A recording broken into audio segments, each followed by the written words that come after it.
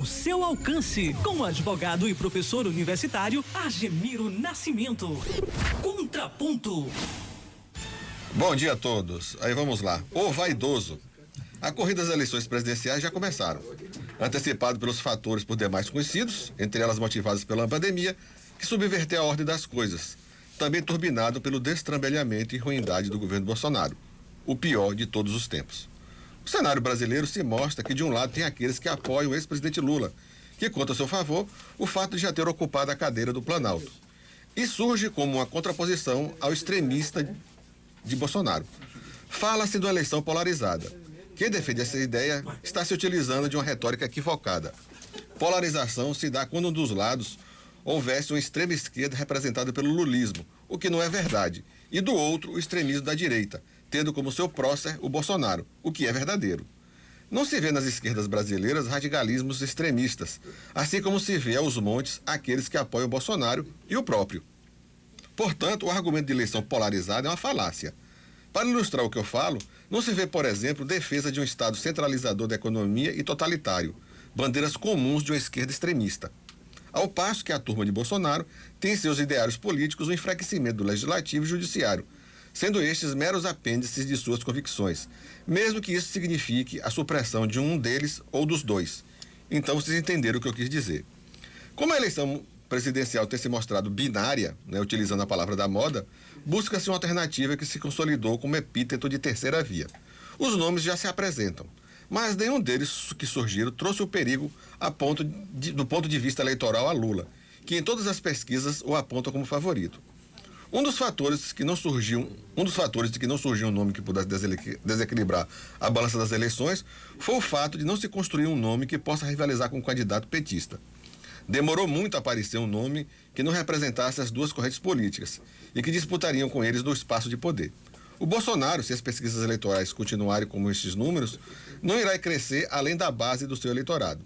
Tem garantido apenas aqueles eleitores raízes mais alinhados com o extremismo bolsonarista, que defende uma ideologia com fundamentos tipo globalismo, marxismo cultural, liberalismo da década de 50, coisas, aliás, que sua grande maioria nem sabe o que isso significa. Talvez, em minha opinião, o equívoco de uma terceira via é que, neste momento, todos os candidatos deveriam centrar esforços e canhões contra a política extremista e bucéfala do bolsonarismo. Traçar estratégias para minar as pretensões de reeleição do atual ocupante do Palácio do Planalto deveria ser a tônica. Lembrando que isto não privilegia, por exemplo, o candidato que lidera as pesquisas, no caso Lula, pois a pauta é combater a ruindade do governo Bolsonaro. Diga-se de passagem, é coisa mais fácil, é uma coisa fácil, mas infelizmente ele tem um orçamento nas mãos. E se aproximando das eleições, cada um faria suas campanhas defendendo suas posições, uma vez que já minou Bolsonaro. Dentre os nomes que se apresentam como terceira via, eis que surge ele, o herói que combate todos os sortilégios, o paladino da justiça, o defensor dos fracos e oprimidos. Sim, ele, o ex-juiz e ex-ministro da Justiça e atual mega empresário, o Sérgio Moro.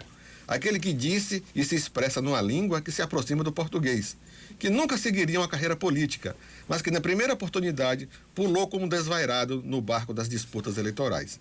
Segundo se noticia na imprensa, o distinto se filiará ao partido Podemos, que Reinaldo Azevedo disse que o partido Podemos foi o partido que perdeu o H, na próxima quarta-feira, e assim definir o seu futuro.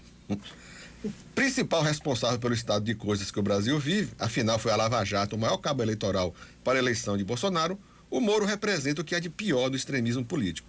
Péssimo magistrado, sem brilho nenhum no mundo jurídico, não pensou nem um segundo quando ainda era juiz aceitar o cargo de ministro da Justiça, quando 7 meses antes tinha posto o principal adversário de Bolsonaro na cadeia.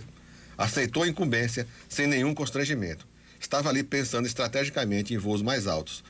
Vendo crescer e incomodar o futuro político, Bolsonaro não mediu esforços para afastá-lo do cargo que lidera.